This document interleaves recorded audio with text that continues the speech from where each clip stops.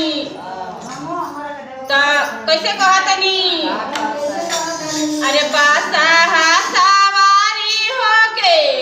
आइले महादेव हो डमरुआ बाजेला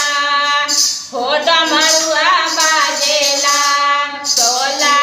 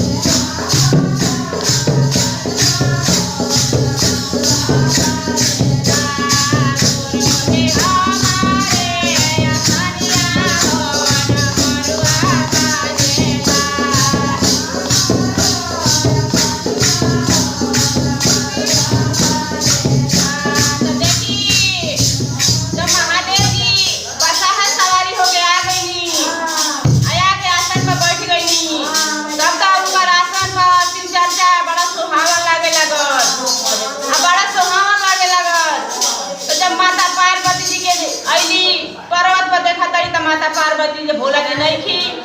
तब कहतनी कि आए तो भोला जी तो कहाँ गईनी तो नारद मुनि कहतनी कि पृथ्वी पर शिव चर्चा होखता एगो शिव से बड़ा दिल से पुकार ले बड़न उनके द्वार पर गइल बड़न महादेव जी तो पार्वती जी कहतनी कि तब तो हमहू जाई अब अपना स्वामी के बिना हम जना रह जहाँ हमार स्वामी जी रहे तहे हमहू रह तो देखी उहो चल देले बड़ी तो कैसे आवतरी अरे तेरा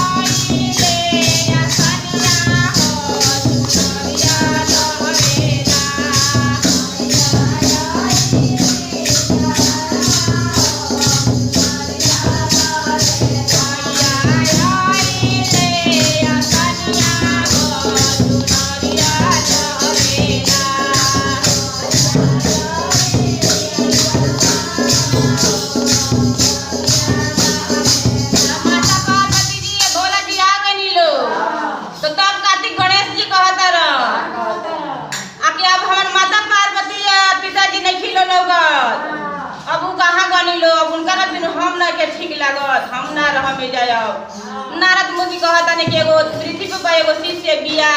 बड़ा दिल से याद कैले बिया तो माता पार्वती और भोले बाबा दोनों जना गइल बन लो पृथ्वी पर